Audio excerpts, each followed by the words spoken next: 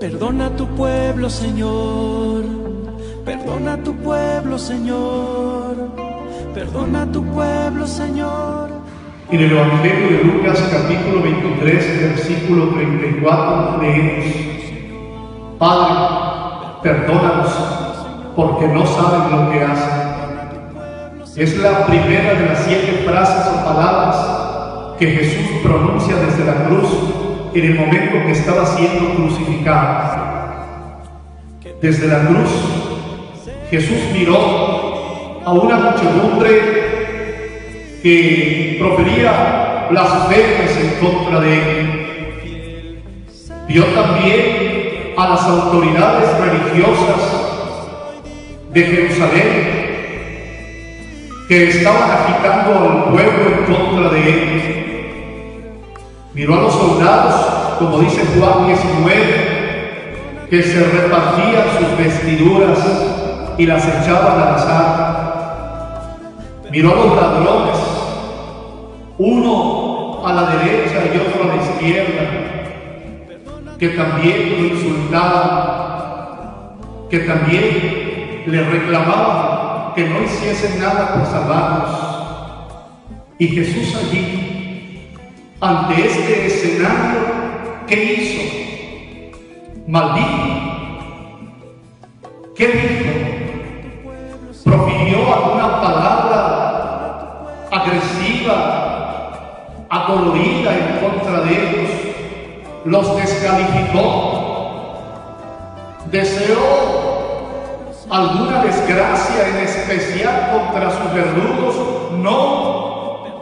En ese momento Jesús pronunció la primera frase desde la cruz, estremecedora y llena de misericordia, que revelaba también su carácter sacerdotal. Desde la cruz Jesús clama al Padre: perdónalos, no saben lo que hacen.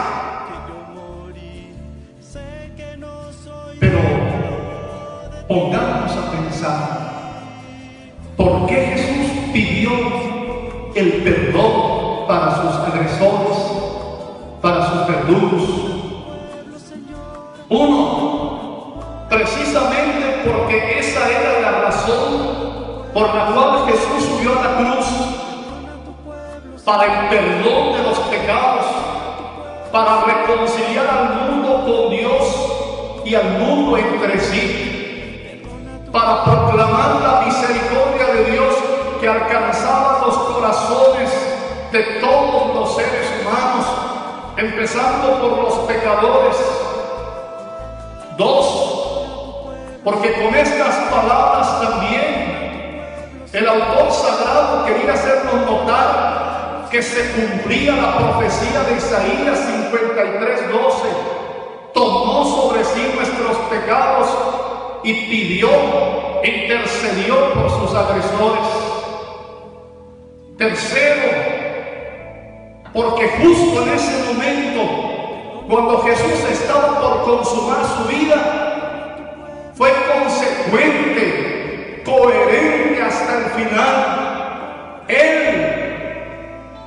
que le dijo a Pedro: no perdonarás solo 7 veces, sino hasta 70 veces 7. Es decir, perdonarás siempre, todo, a todos y de corazón. Pronunciaba desde la cruz esta frase que afirmaba y suscribía su actitud siempre, su ofrecimiento siempre del perdón, la reconciliación y el rostro misericordioso del Padre, que se reveló en sus palabras y en sus acciones con los pecadores, los pobres, los enfermos, las mujeres, los niños, los indefensos, los marginados, los rechazados, los solos. Porque esas palabras subrayaban la otra enseñanza que Jesús nos dio en el capítulo 5 del Evangelio de Mateo, en el sermón de la montaña. Ama a tu enemigo, bendice al que te maldice sigue. No es casualidad la frase, es la manera más hermosa y extraordinaria de terminar su paso entre nosotros en el anuncio del perdón, la misericordia y la reconciliación que el Padre en su querido Hijo Jesucristo nos está ofreciendo a todos nosotros. Padre, dice Jesús desde la cruz, aún en el dolor, aún en el suplicio, aún en la humillación, aún en la soledad de la muerte, Jesús no olvida su experiencia filial. No será el dolor, ni la humillación, ni el rechazo quienes hagan olvidar a Jesús el amor y la misericordia del Padre, que no se olvidará de su querido Hijo y al tiempo dará la respuesta. Perdónalos. Para perdonar, el primer paso es orar por los demás. Jesús ora por sus transgresores. Podía haber pedido por sí, podía haber invocado al Padre con una gracia especial, pero no lo hizo en ese momento, sino que su pensamiento y su corazón estaban con aquellos, con los soldados, con la muchedumbre, con quien lo abofeteó, con quien lo azotó, con quien lo ridiculizó, no para recriminarles, ni rechazarlos, ni condenarlos, sino para pedir perdón. Porque solo un corazón libre, un corazón coherente, un corazón pacificado, un corazón que ama, es posible dar un paso tan importante como este. No saben qué hacen. Jesús sabía el misterio de la iniquidad que envuelve al hombre. A veces no sabemos ni siquiera por qué hacemos las cosas. Y por eso traemos a nuestra mente las palabras del apóstol: el bien que quiero no hago, y el mal que desprecio, justo eso hago. Jesús sabía que detrás del hombre pecador, de la mujer pecadora, hay siempre circunstancias, hay siempre condicionamientos. A veces ni nosotros mismos sabemos por qué hacemos lo que hacemos. Dios nos alcanza y nos envuelve su misericordia. Ante esta primera frase, esta primera palabra que Jesús pronuncia desde la cruz, ¿a qué nos invita la palabra de Dios? A dos actitudes fundamentales. Primero, aprender a ver a los demás como Dios los mira, que es lo mismo que decir aprender a amar a los demás como Dios los ama. Y segundo, aprender en cada uno de los hermanos a perdonar sus pecados, sus errores, porque también nosotros hemos sido perdonados. A los que nos ha alcanzado el perdón de Dios, Dios nos llama a ser también compasivos, misericordiosos, como Él lo ha sido con nosotros. Amén. Perdona a tu pueblo, Señor.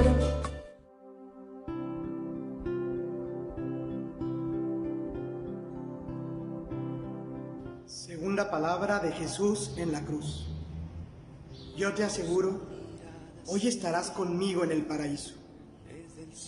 Te comparto la palabra, el Evangelio según San Lucas. Uno de los malhechores colgados le insultaban: ¿no eres tú el Cristo? Pues sálvate a ti y sálvanos a nosotros. Pero él le respondió diciendo: ¿es que no temes a Dios, tú que sufres la misma condena? Y nosotros con razón, porque nos lo hemos merecido con nuestros hechos. En cambio, este nada malo ha hecho. Y decía: Jesús, acuérdate de mí cuando vengas en tu reino. Jesús le dijo: yo te aseguro, hoy estarás conmigo en el paraíso. Quiero compartirte, a partir de la palabra de Dios, de este momento tan importante para nuestra fe, el momento de la agonía de Jesús. en esta segunda palabra que Jesús da en la cruz, 3 reflexiones concretas que pueden ayudarnos en nuestra vida de cristianos. La primera reflexión es que de una u otra forma todos los seres humanos vivimos momentos de dificultad, momentos de cruz, momentos de dolor. Estos momentos los podemos vivir con Jesús o sin Jesús. La segunda reflexión que voy a compartirles es que para Dios nadie está perdido. Por último, no perdamos nunca la visión de trascendencia. Nuestro último destino está en Dios y eso no podemos olvidarlo. Te voy a explicar estas 3. Acompáñame. Primera reflexión. De una u otra forma, todo ser humano se enfrenta a momentos de dolor y de sufrimiento. Estos momentos los podemos vivir con Dios o sin Dios. En el Evangelio se nos presentan 2 personas a los costados de Jesús. 2 personas que están viviendo el mismo acontecimientos tan iguales y al mismo tiempo tan diferentes en la forma de enfrentar esa situación. Los crucificados con Jesús padecen el mismo tormento, sufren la misma agonía, el mismo desprecio social. Todo parece tan igual y al mismo tiempo es tan diferente. Mismo presente, pero destino tan distinto. El dolor es una realidad humana. Tal vez nosotros no viviremos los tormentos que vivieron aquellos crucificados, pero estoy seguro que pasaremos momentos de cruz sí o sí. La pregunta es, ¿cuál es o será nuestra actitud ante esos momentos? Por un lado, tenemos el modelo del que la tradición llama gestas. Él vive el dolor en el reclamo, en la rebeldía interior. Vive la desesperanza y la desesperación. Se puede ver en él arrogancia que lo lleva hasta el insulto. ¿No que eres tú el Cristo? Sálvate a ti mismo y sálvanos a nosotros. También nosotros a veces nos encerramos en nuestro dolor y no logramos ver más allá de nuestro propio sufrimiento. Volteamos nuestra mirada solamente a nosotros mismos. Como dice el Papa Francisco, nos ensimismamos. Volteamos solo a lo que nosotros somos y no logramos ver con claridad la verdad. A veces nosotros estamos envueltos en este sufrimiento. Podemos llenarnos así de amargura, resentimiento y por último tantos se terminan enojando con Dios. Por otro lado, está otro modelo para vivir la cruz, quien la tradición llama Dimas. Tiene una actitud muy distinta. Hay reconocimiento de Dios y hace su súplica humilde: acuérdate de mí. Este es otro camino. No centrarnos en lo que ha sucedido, sino en lo que puede suceder. No se pregunta por qué, sino para qué. Y entonces el dolor se vuelve camino de salvación. ¿Cuál es la gran diferencia? Lo podemos resumir en 2 verbos. Por un lado está gestas, que quiere entender ese dolor, que quiere entender por qué. Por otro lado está Dimas, que confía. Entender o confiar. Eso, encontramos ahí la gran diferencia. Quien intenta entender pretende hacer a Dios muy chiquito. Pretende encontrarse con un Dios pequeñito que puede entrar en el propio entendimiento, y el entendimiento es tan limitado. un Dios a mi medida. Por otro lado, quien confía, entonces se encuentra con la grandeza de Dios, que no tiene límites. No tiene límites en sus planes y no tiene límites en su misericordia. El que busca entender pone su mirada en sí mismo y en sus propias ilimitadas capacidades, como gestas. Pero el que confía pone su mirada en el crucificado, en Jesús. Y esta mirada es reconfortante y liberadora. Solo entonces se encuentra la paz. Cuando miramos a Jesús y dejamos de amargarnos en nuestro sufrimiento. Cuando dejamos de tratar de entenderlo y controlarlo todo. Y empezamos a confiar. ¿Y tú? ¿Cómo vives esos momentos de dificultad y de sufrimiento? ¿Como gestas o como Dimas? ¿Cuál es tu verbo favorito en los momentos de dolor? ¿Entender o confiar? Segunda reflexión. Para Dios, nadie está perdido. Al contemplar la escena de Jesús en la cruz y su diálogo con el buen ladrón, comprendemos una verdad muy hermosa que a veces olvidamos. Efectivamente, para Dios nadie está perdido.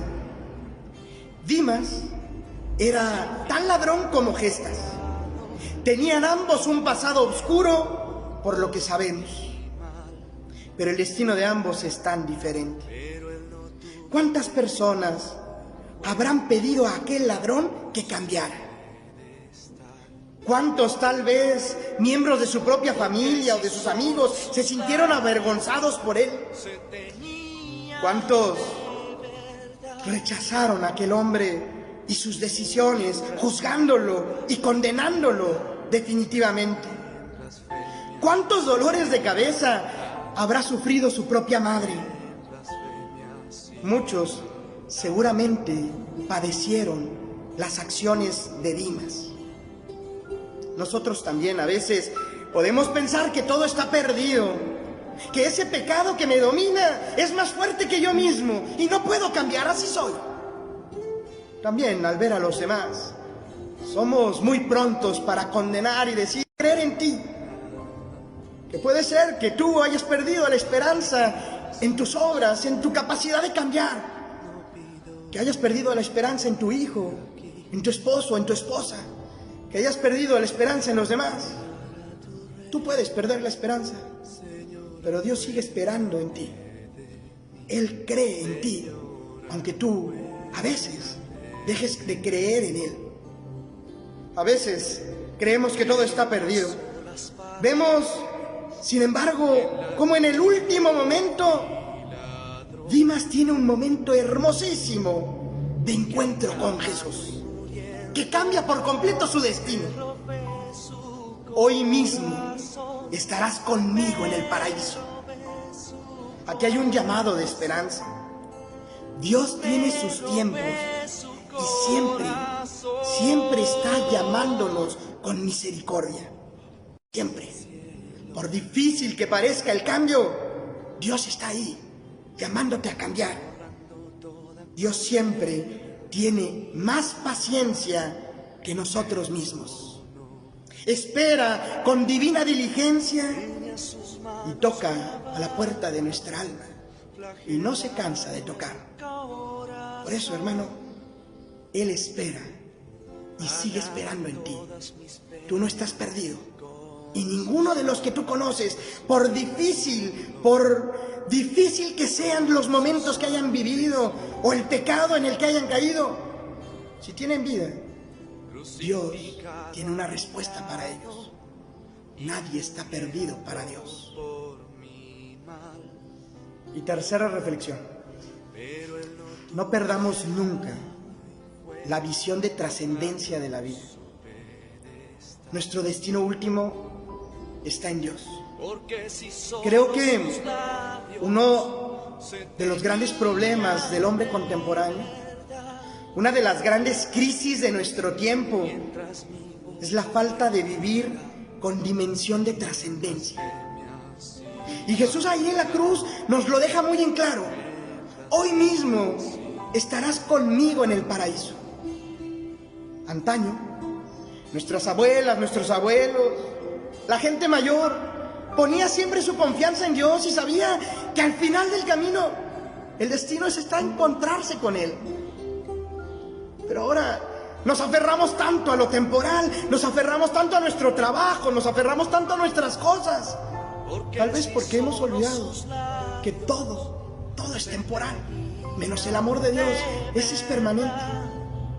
Que en realidad todo lo que nosotros vemos es transitorio y que son medios, pueden ser medios muy buenos, pero nunca fines.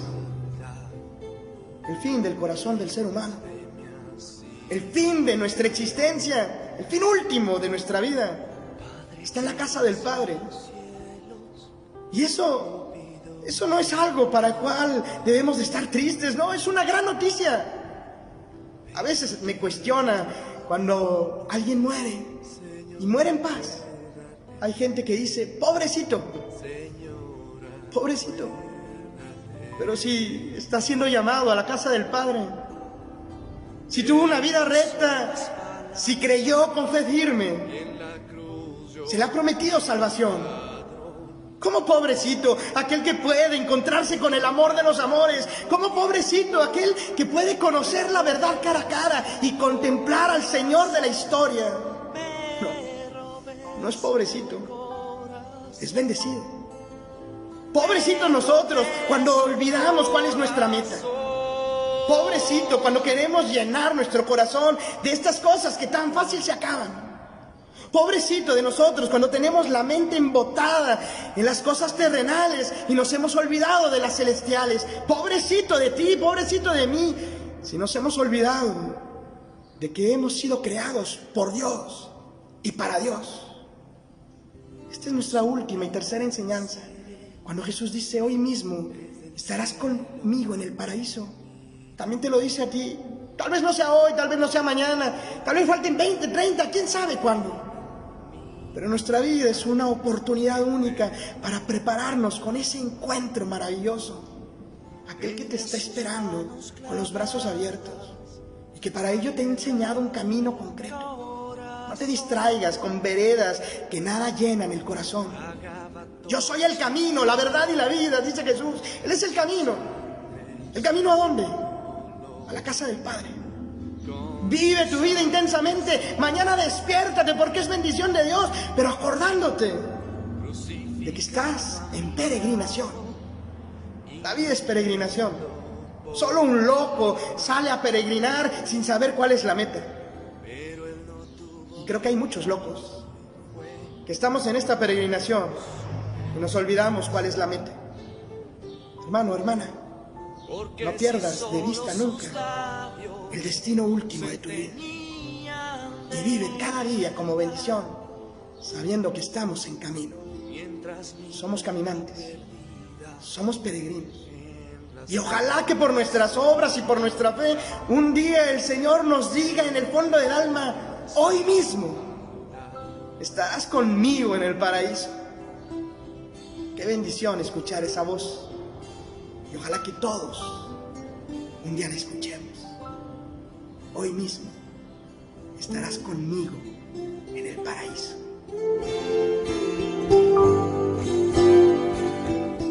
Si se acaba el vino en tu vida hoy, ahí tienes a tu madre. La tercera palabra de Jesús desde la cruz es una palabra que tiene que ver con la comunidad humana, la cual formamos todos.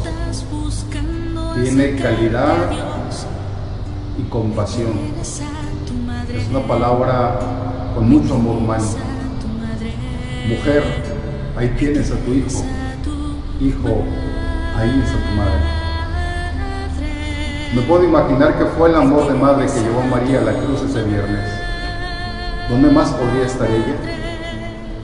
A pesar de lo difícil que fue y el dolor que le hubiera causado, María estuvo ahí por una sola razón, porque amaba a su hijo. La cruz de Jesús, de cierta manera, también fue la cruz de María. Hoy En este momento difícil que estamos viviendo, no dudes, también María está contigo. A pesar de la oscuridad de esa hora, la agonía, las burlas, el dolor, a pesar de la confusión, a pesar de la tristeza, de la angustia, de la enfermedad, la preocupación de Jesús es por sus seres amados. Nos muestra que las relaciones que parten de la comunidad humana son relaciones que importan. Jesús nos indica que nuestra llamada es cuidarnos mutuamente y a toda la creación. Nos demuestra una visión para la iglesia y para nuestro mundo, que es una oportunidad de dar testimonio de fe, aún en los momentos más difíciles. Es una oportunidad de pasar de víctimas a testigos. Imagina que Jesús no hablaba solamente a María y a su discípulo amado, estaba hablando a ti, estaba hablando a mí, estaba hablando a todos. Nos hacen sentir orgullosos esas palabras, nos hacen sentir humildes. Jesús nos dio un mandato de cuidarnos unos a otros. La tercera palabra de Jesús es un recuerdo poderoso de que somos parte de una familia global. Una familia que en estos momentos necesita desesperadamente de todos nosotros amor en acción. Todos nos pertenecemos mutuamente. Unidos con María, hermanos de Jesús, discípulos amados que nos hemos llevado a María en nuestra casa como Juan, permanezcamos fieles y firmes en los momentos más difíciles. Permanezcamos también abiertos para atender las necesidades de los demás. Todos estamos interconectados.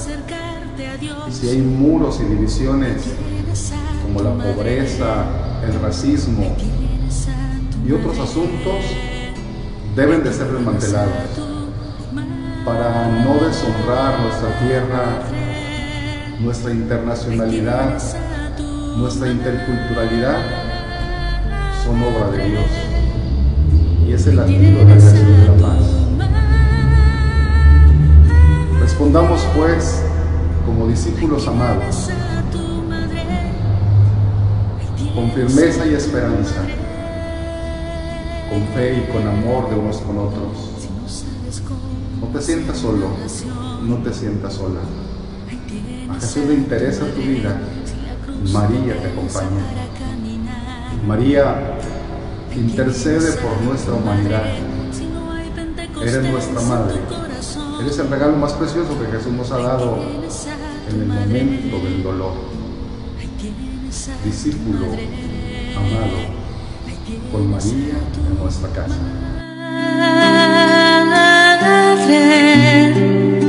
Ahí tienes a tu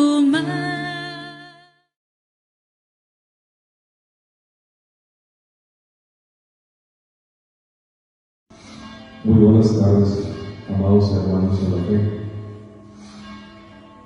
Les saluda el Padre Egidio Alonso Choza Samuel, párroco de Nuestra Señora de Guadalupe en Guerrero Negro. Los invito a compartir este momento de meditación, la cuarta palabra de nuestro Señor Jesús en la cruz el Viernes Santo. Y alrededor de la hora nona clamó Jesús con fuerte voz: Elí, Elí, lema sabactani. Esto es: Dios mío, ¿por qué me has abandonado? Al oírlo, algunos de los que estaban allí decían: a Elías llama este. Y enseguida uno de ellos fue corriendo a tomar una esponja, la empapó en vinagre y sujetándola a una caña le ofrecía de beber. Pero los otros dijeron: deja, vamos a ver si viene Elías a salvarle. Palabra del Señor. Gloria a ti, Señor Jesús. El texto bíblico nos presenta a Jesús nuestro Señor sufriendo en la cruz, padeciendo, ensangrentado, con dolores, con angustia.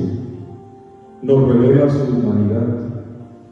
humanidad que comparte con cada uno de nosotros. También nosotros sufrimos, nos angustiamos, nos preocupamos, sangramos de igual manera, pero afirmamos que nunca estamos solos. Jesús lo sabe y lo sabemos también nosotros. Jesús clama con fuerte voz, pide ayuda, se manifiesta necesitado de ser socorrido. El Salmo 120 nos recuerda: en mi angustia clamé al Señor y Él me respondió. Por su parte, el Salmo 138 nos dice: aún no tengo la palabra en mi lengua, y tú, Señor, ya la conoces. Así es, hermanos. Antes de manifestarle al Señor la ayuda que necesitamos y el auxilio que requerimos, Él ya está trabajando en aquello que le vamos a pedir, en aquello que nos va a dar. Nuestro Señor Jesús grita que se sienta abandonado. Así lo experimenta clavado en esa cruz. De igual forma, hay ocasiones en las cuales también nosotros nos podemos llegar a sentir abandonados y olvidados, pero la realidad es otra. En Isaías 49, Dios nos dice: aunque una madre que ha llevado en su vientre a su hijo pudiera llegar a olvidarse del fruto de sus entrañas, Dios nunca se olvida de nosotros. Dios nunca se olvida de nosotros. El Salmo 23 nos recuerda: el Señor es nuestro pastor y acompañante, y aunque caminemos por cañadas oscuras, nada debemos temer, porque Él está con nosotros, va con nosotros y nos acompaña. Su vara y su callado nos brindan seguridad y confianza. Así también el Salmo 136 expresa que Dios no se olvida de nosotros, en especial cuando nos ve sufrientes, afligidos y casi derrotados. ¿Y cómo podría olvidarse Dios de nosotros si nos ama profundamente? El evangelista Juan escribió que tanto amó Dios al mundo, tanto ama Dios al mundo, que dio a su Hijo unigénito, para que el mundo se salve a través de Él. Dios es amor. Dios nos ha amado, Dios nos ama y Dios nos amará siempre. Resulta interesante la forma de comunicarse Jesús con Dios Padre, un lenguaje particular y especial de Hijo. Nos da a conocer esa relación especial, personal e íntima que tiene con su Padre del cielo. Padre que ha querido adoptarnos también a nosotros como sus hijos desde el momento de nuestro bautismo. Muchas veces no profundizamos ni valoramos este gran regalo de Dios Padre que hemos recibido sin merecerlo. El apóstol San Pablo en su carta a los Gálatas nos recuerda que al ser hijos e hijas de Dios, somos herederos del Padre bueno, de todo lo que Él es y posee, por voluntad misma de Dios. Así pues, a ejemplo de Jesús, todos estamos invitados a tener una relación sólida con nuestro Padre Dios. En contraste con la persona de Jesús, Hijo de Dios, encontramos a aquellos que no aceptan su filiación divina, no se asumen como hijos e hijas de Dios. Hay algo que se los impide y descartan todo vínculo de paternidad divina, con todo lo que esto pueda llegar a significar e implicar. Lo vemos claramente en la lejanía de muchos de nuestros hermanos lejos del mensaje que salva, lejos de la vivencia de los misterios de la salvación, lejos de la oración, lejos de su gracia. Y bien, equivocadamente, sin saber cómo afrontar las situaciones exigentes de la vida, como aquel que corrió a empapar una esponja en vinagre para darle de beber a Jesús. Algunos otros, a pesar de ser testigos del poder de Dios, se sitúan en una postura irónica y falsamente retadora, fingiendo apostar a la probabilidad de que fuera el mismo profeta Elías quien rescatara a Jesús. Este mal crece en el hombre contemporáneo, quien es claramente testigo del brazo poderoso de Dios que actúa en el mundo y sin embargo toma esta verdad contundente, la manipula con ironía, con egoísmo, con soberbia, con vanidad, y llega a presentarla como mentira, y desafortunadamente muchos la reciben y la creen. Esta escena de Jesús sufriendo en la cruz, clamando a Dios Padre, nos hace recordar aquella parte de la carta del apóstol San Pablo a los romanos. Dios dispone todas las cosas para el bien de los que lo aman. Por eso, tengamos muy presente, hermanos, que Dios nos ama profundamente, que Dios quiere tener una relación sólida y estrecha con cada uno de nosotros, que Dios siempre está muy cerca de nosotros y en especial en los momentos de prueba y dificultad, que Dios siempre escucha nuestras súplicas, que Dios quiere que todos los hombres se salven y lleguen al conocimiento de la verdad. Dios te siga bendiciendo abundantemente en tu hogar y con tu familia. Amén.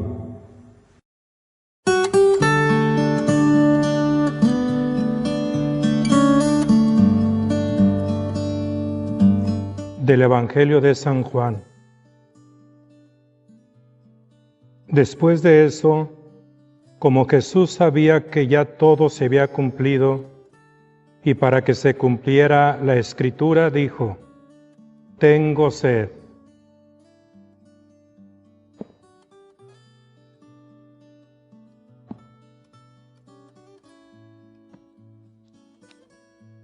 Tengo sed.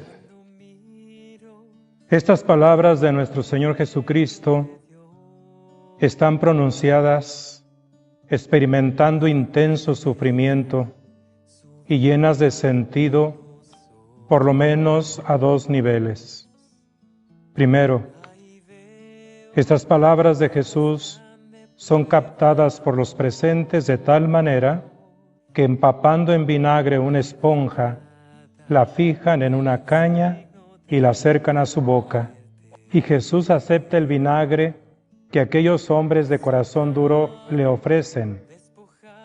Así se realizó lo que el Salmo 69 anunciaba: «En mi sed me dieron a beber vinagre»,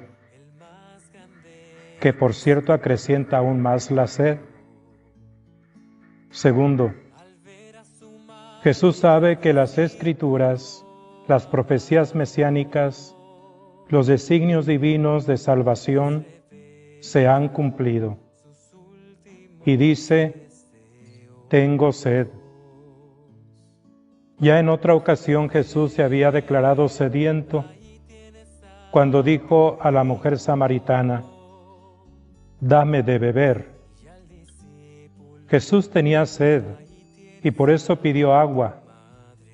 Pero además de la sed natural, Jesús ardía en otra sed, en una sed profunda, más de dar que de recibir. Y por eso agregó inmediatamente: «Si conocieras el don de Dios, ¿y quién es el que te dice, dame de beber? Tú le habrías pedido y te habría dado agua viva».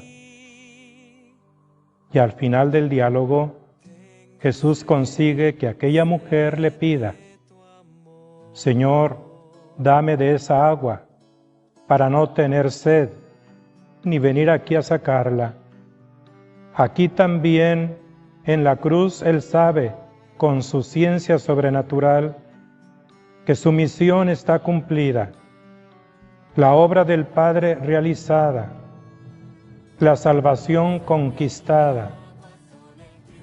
Los frutos de su vida y de su sacrificio pueden ya derramarse sobre el mundo entero. Nada falta. Puede ya cumplirse la Escritura. Jesús tiene sed de ello, y tiene sed de ti, de mí, de todos nosotros, que le abramos el corazón, que le dejemos actuar en nuestra vida, teniendo presente lo que Él nos ha dicho: si alguien tiene sed, venga a mí y beba. Jesús es el único que sacia los anhelos más profundos del hombre, y no las cosas materiales o los placeres del mundo. Pero la sed que más ahoga a Jesús en estos momentos es la de dar el mismo don de Dios, de entregar a los hombres el Espíritu Santo, prometido en las Escrituras, y conquistado con su misión ya cumplida y con su exaltación en la cruz. Estábamos invitados a compartir con Jesús la misma sed, sed de que el Espíritu Santo habite en el corazón de cada persona, de que cada ser humano desde su concepción sea el tesoro más preciado de nuestro mundo, sed de que Dios sea aceptado como Padre y de que sepamos tratar a todos como hermanos a fin de construir la justicia, el amor, la verdad en todo el mundo, en nuestra patria y en nuestras familias. Hacer presente el reino de Dios en nuestros ambientes a través de las obras de misericordia y hacer la voluntad del Padre Dios en las circunstancias difíciles que ahora vivimos es darle agua a Jesús. Entonces un día escucharemos: vengan benditos de mi Padre, tuve sed y me dieron de beber. Levantada en el signo de... Sexta palabra: todo se ha cumplido. Por el Padre Emanuel Leal Montes. Después de beber el vinagre, dijo Jesús: todo se ha cumplido. E inclinando la cabeza, entregó su espíritu. La hora del Señor ha llegado. Aquel que ha venido para que tengamos vida y la tengamos en abundancia es el mismo buen pastor que en la cruz entrega la vida por sus ovejas. Son los últimos instantes de la vida de Jesús. Está agotado hasta el extremo. Su cuerpo extenuado no resiste más el intenso dolor de la crucifixión. Su espíritu siente retroceder ante el sufrimiento infligido por los hombres y el abandono de Dios.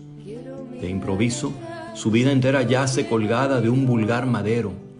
Solo le queda un último aliento para beber vinagre y decir: todo se ha cumplido. El buen pastor ha entregado la vida por sus ovejas. El Señor cumple sus promesas. Su muerte recapitula la obra de su vida, la predicación del reino de Dios, sus milagros y signos, su predilección por los marginados e ignorantes, su misericordia por los pecadores y abandonados, su amor por los niños y ancianos, por las viudas y los enfermos, su amor apasionado por la humanidad. La antigua profecía se cumple ahora. Llegarán los días, dice el Señor, en que haré una nueva alianza con la casa de Israel y de Judá. Las promesas del Señor han llegado a su cumplimiento en la cruz. Juan señaló a Jesús como el Cordero de Dios que quita el pecado del mundo, Ahora sus palabras se hacen realidad. Jesús, obediente a la voluntad del Padre y fiel a su misión, se ofrece por todos nosotros. Haciéndose pecado, nos libra del pecado de la oscuridad de una vida sin Dios. Nos libra del pecado, de la soberbia, de la autosuficiencia y del egoísmo estéril que consume. Su obediencia y fidelidad a Dios realizan plenamente el cumplimiento de la antigua alianza y nos abren al don de la perfecta. Ofrezcamos sin cesar, por medio de Él, a Dios, un sacrificio de alabanza, es decir, el fruto de los labios que celebran su nombre. En la carta a los Hebreos leemos de Jesús: Él es el sumo sacerdote que necesitábamos, santo, inocente, sin mancha, separado de los pecadores y elevado por encima del cielo. Él no tiene necesidad, como los otros sumos sacerdotes, de ofrecer sacrificios cada día, primero por sus pecados y después por los de su pueblo. Esto lo hizo de una vez para siempre, ofreciéndose a sí mismo. En efecto, Jesús es el buen pastor de nuestras vidas y el sumo sacerdote que nos conviene. En la cruz ha ofrecido al Padre el perfecto sacrificio, de una vez y para siempre, ofreciéndose a sí mismo, conforme a las palabras que Cristo dijo al Padre al entrar al mundo: Tú no quisiste sacrificios ni ofrendas, sino que me formaste un cuerpo. No te agradaron los holocaustos ni los sacrificios por el pecado. Entonces dije: Aquí estoy yo, oh Dios, para hacer tu voluntad. ¿Cuántas veces le hemos preguntado a Dios: ¿por qué permites tanto mal? ¿Por qué, si eres amor y has traído la paz y la justicia, parece que vemos reinar lo contrario? El odio que no nos deja ser felices, la violencia que hiere nuestros corazones y arranca de raíz la vida humana, y las injusticias que indignan y nos impiden progresar. La respuesta de Dios la descubrimos contemplando el crucificado desde lo más profundo del corazón y en el silencio de quien se abre al misterio de Dios. Trae a la mente las palabras del apóstol: el mensaje de la cruz es una locura para los que se pierden, pero para los que se salvan, para nosotros, es fuerza de Dios. El crucificado asume el mal de la humanidad y, ofreciéndolo al Padre, nos obtiene su perdón y nos reconcilia definitivamente con Él. Su resurrección es al mismo tiempo el signo del cumplimiento de la promesa de Dios y su victoria definitiva sobre la muerte y el mal. Jesús cumple las promesas de Dios y nos reconcilia con su Padre. Cristo crucificado es la fuerza y sabiduría de Dios para nosotros, llamados por pura gracia a la vida divina. En Él Dios nos revela la anchura y profundidad de su amor y nos llama a una vida nueva, según su Espíritu. Su Espíritu es el don de la comunión perfecta con Dios, es la fuerza transformadora y el vínculo indestructible de una nueva humanidad. Todo se ha cumplido. Pidámosle al Señor que también en nosotros se cumpla la voluntad del Padre. Pidamos su gracia para aceptarla con docilidad y el coraje para cumplirla en nuestra vida cotidiana. Como ovejas del Señor, creamos en las palabras del buen pastor: Yo les doy vida eterna, ellas no perecerán jamás, y nadie las arrebatará de mis manos. Todo está cumplido.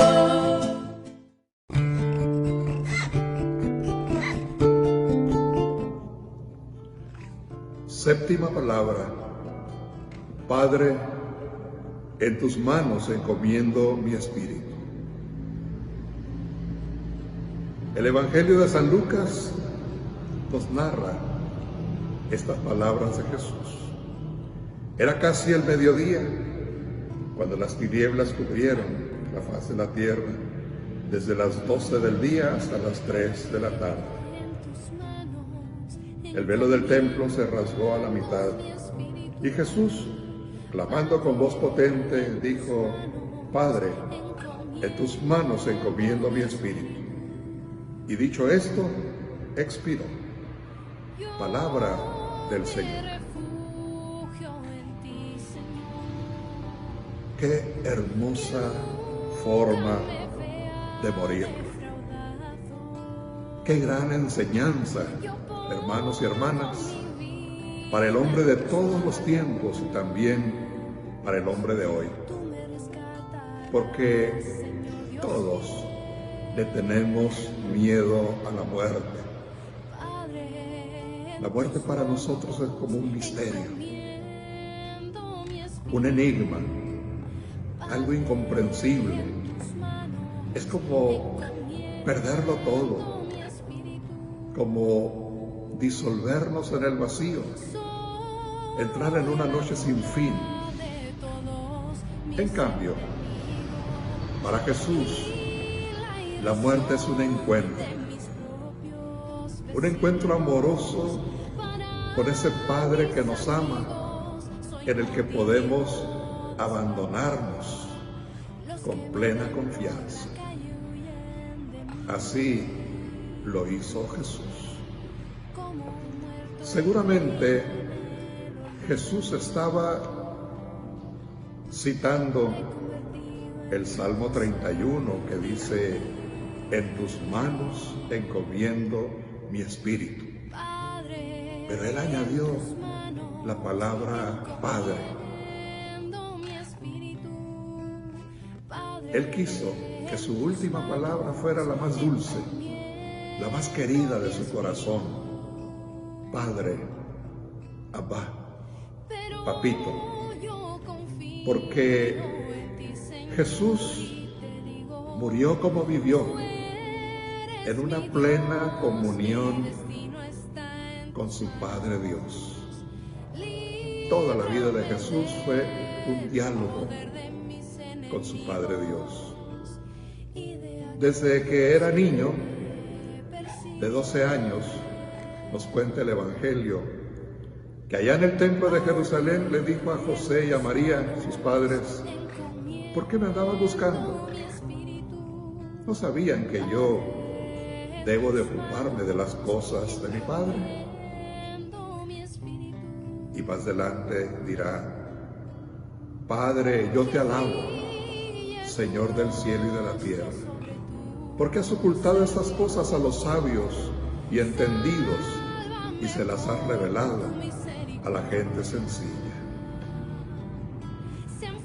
Gracias, Padre, porque me has escuchado. Tú siempre me escuchas. Y allá en la agonía de Getsemaní, Padre, aparta de mí este cáliz.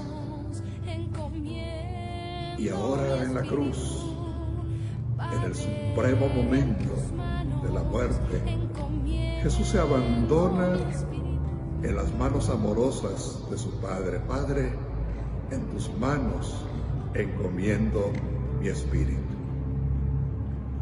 Y Jesús, queridos hermanos, en la muerte se manifiesta como un verdadero hombre.